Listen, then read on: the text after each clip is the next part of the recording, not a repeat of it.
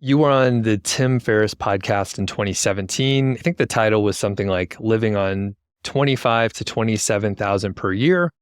Can you tell us what your expenses are now in 2024? The funny part is the answer is yes. So normally I don't track my spending. I tell blog readers to track their spending when they're trying to figure things out initially. But afterwards, because I know there's plenty, I don't do it.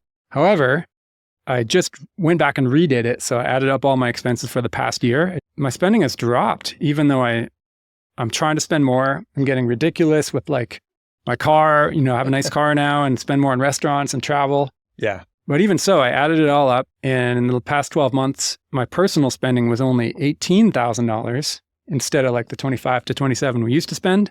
Now that used to be a household of two parents and a child, right? So now we have two separate households because we're not married. And so I'm just responsible for mine. My house is a little smaller now, but it still surprised me. I thought I'd be like in the 30,000 range. Mm-hmm. And then if you include all my business spending, because I have the business that owns the blog and the construction company, and then I went through all that, and there's like an additional $9,000 that's debatable, that's like benefits me. Like, for example, I love construction. My construction company buys all the tools so I can do construction. So if you really, really add everything up in the most pessimistic way, then maybe my spending is like $27,000 these days. But that includes property taxes and like, actually I have my spreadsheet open here.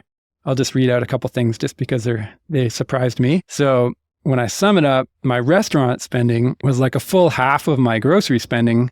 It was like $6,000 on groceries for me and my son, $2,500 for just restaurants, $6,000 for travel, and then my utilities, $2,000, another $3,500 for Amazon stuff, which is probably like gadgets and tools and construction materials, some of it. And then $3,500 is my health insurance premiums, which is like a direct primary care doctor, and then this Sedera health share thing, which is like a catastrophic health insurance alternative.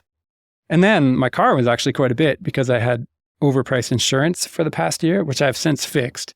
So that was like $3,200 on car expenses. Even though I don't have to pay for gasoline, it still added up. So it's kind of funny how even with this crazy stuff, I still ended up under $30,000.